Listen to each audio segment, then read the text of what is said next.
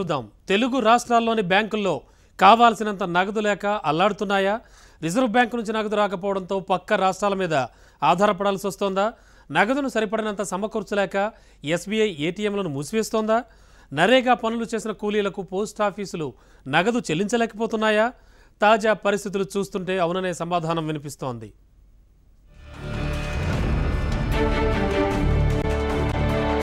తెలంగాణ, ఆంధ్రప్రదేశ్ రాష్ట్రాలకు క్యాష్ కష్టాలు ఇప్పట్లో తగ్గేలా లేవు. రిజర్వ్ బ్యాంక్ ఆఫ్ ఇండియా నుంచి తెలుగు రాష్ట్రాలకు కావలసినంత నగదు సరఫరా కావటం లేదు. నగదు కొరత సమస్యపై ఏపీ, తెలంగాణ సీఎంలు ఆర్బీఐకి లేఖలు రాసినా కూడా ఫలితం లేకుండా పోయింది. గత 2 నెలలుగా ఏపీలో నగదు సమస్య విపరీతంగా పెరిగింది.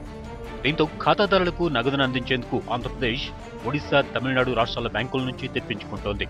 ఇటు తెలంగాణలో కూడా ఇదే పరిస్థితి ఉంది.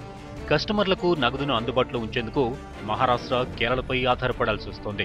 ఆయా రాష్ట్రాల నుంచి క్యాష్ తెప్పించుకుని ఏటీఎంలను ఆపరేట్ చేయాల్సి వస్తోంది.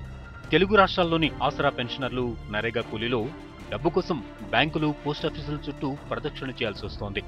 ప్రతి నెల 290 కోట్ల రూపాయల నగదును ఆసరా పెన్షన్ల కోసం పోస్టాఫీసులకు ఎస్బీఐ సరఫరా చేసేది. రిజర్వ్ బ్యాంకు నుంచి నగదు సరిగా రాకపోవడంతో డబ్బును సమకూర్చడం కష్టంగా మారిందని ఎస్బీఐ ప్రతినిధులు చెబుతున్నారు. జనవరి, ఫిబ్రవరి నెలల్లో మహారాష్ట్ర, కేరళ నుంచి నగదు తీసుకొచ్చి కస్టమర్లకు అందించారు. అయితే మార్చి నెల ఫైనాన్షియల్ ఇయర్ ఎండ్ కావడంతో ఆయా రాష్ట్రాల నుంచి నగదు తీసుకురావడం కష్టసాధ్యంగా మారింది. ఏప్రిల్లో 100కు 100% ఏటీఎంలో నగదు పెట్టడం కష్టమేనని బ్యాంకులు చెబుతున్నాయి.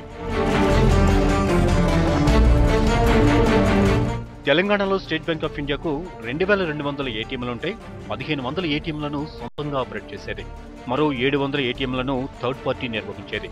క్యాష్ సరిపడినంతగా రాకపోవడంతో 1400 నుంచి 1500 ఏటీఎంలను మాత్రమే నడిపిస్తున్నారు. కస్టమర్లు డిపాజిట్ చేసిన నగదులో సైతం 90% డబ్బును ఖాతాదారులు విత్డ్రా చేసుకుంటున్నారు. దీంతో బ్యాంకులు 50 నుంచి 60% నగదును మాత్రమే కస్టమర్లకు అందుబాటులో ఉంచగలుగుతున్నాయి.